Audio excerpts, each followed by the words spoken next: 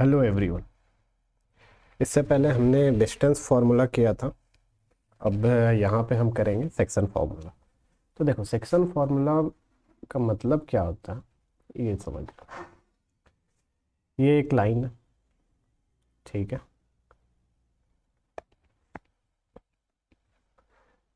ये पॉइंट है, मान लो ए, और ये पॉइंट है बी।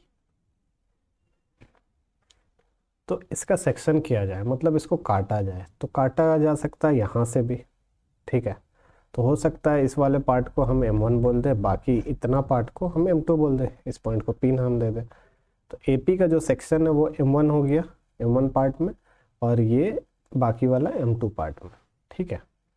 तो इसी को हमको फॉर्मूला के बेसिस में हमको ये पॉइंट चाहिए होगा। जैसे देखो, ये पता होगा हमको x कॉमा वाई, और ये पता होगा हमको x2 कॉमा y2। ये x1 y1 ले लेते हैं, ठीक है। तो ये p फाइंड करना होगा हमको।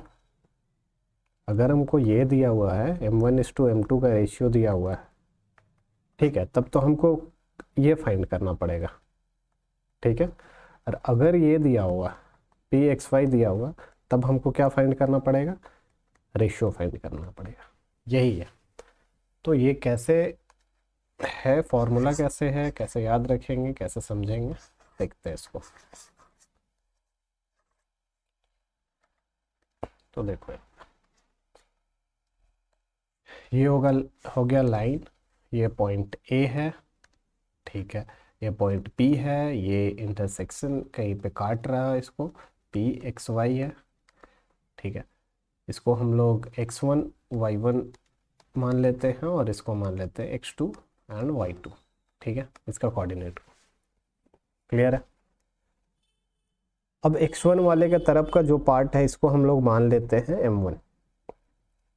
x2 वाले तरफ का जो पार्ट है, इसको हम लोग मान लेते हैं m2, ठीक है। तो यहाँ से हमारा अब फॉर्मूला देखो कैसे होगा। हमको क्या चाहिए? p x कॉमा वाई, यही चाहिए। ये किसके इक्वल का होगा?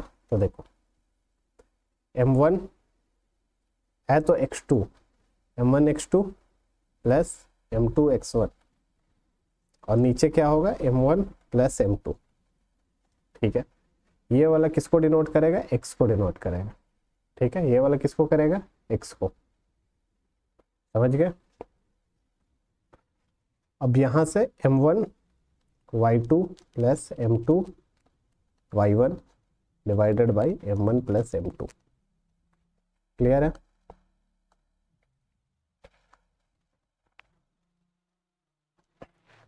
अब देखो, कुछ चीज समझो।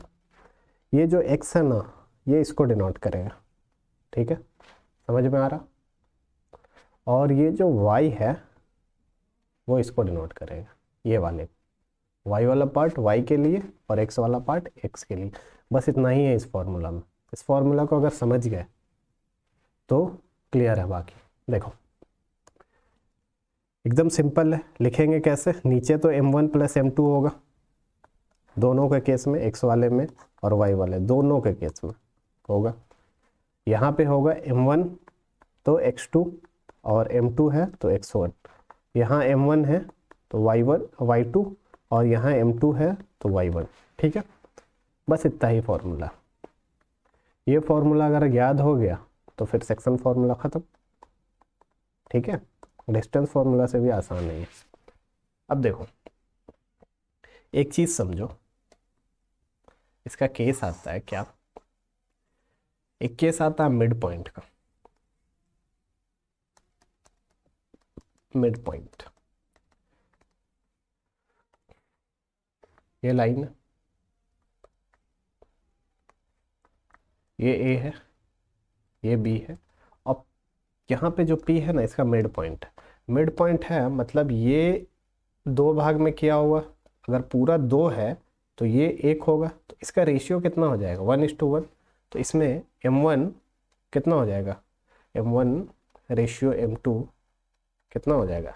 1:1, ठीक है। तो अब देखो, यहाँ पे हम पुट करते हैं, अगर p xy हमको चाहिए, तो m1 के साथ हम क्या पुट करेंगे? x1। तो m1 की जगह हम 1 लिखेंगे तो x2, और m2 की जगह भी ये लिखेंगे नीचे m1 1 + 1 2।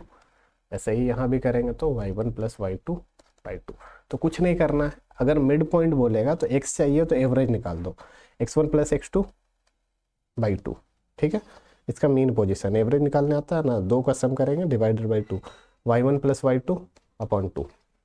बीच है, देखो यहाँ पे एग्जांपल लेते हैं, 3, 2 था और यहाँ था 5, 4। यहाँ पे मिड पॉइंट है, तो मिड पॉइंट है तो हम क्या लिख सकते हैं, पी एक्स वाई। तो ये क्या हो सकता है, इक्वल टू ये दोनों का एवरेज x1 + x2 बाई 2, तो 3 + 5 बाई 2, ये x निकल गया, और 2 + 4 बाई 2, दोनों को ऐड करके ये कर देना, तो कितना आ जाएगा, 4 आ जाएगा और 3 आ जाएगा, 4, 3 इसका मिड पॉइंट हो जाएगा। क्लियर है?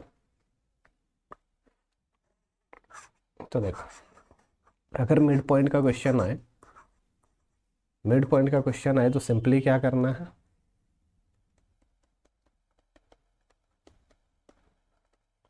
मिड पॉइंट का अगर क्वेश्चन आता है तो सिंपली पी एक्स वाई का वैल्यू हो जाएगा x1 + x2 by 2, comma y1 +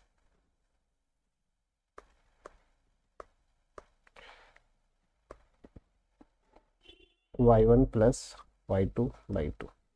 ठीक है, ये होगा मिड पॉइंट। अब इसी में एक केस आता है ट्राई सेक्शन का।